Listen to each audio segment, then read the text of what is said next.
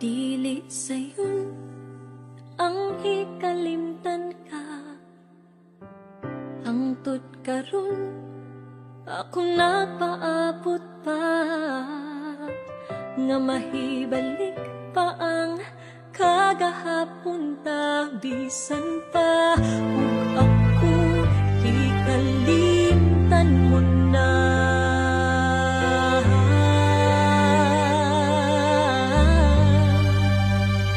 Bisan pa ug may lain ka na, karon ikaw lang gihapon ang higugmaon.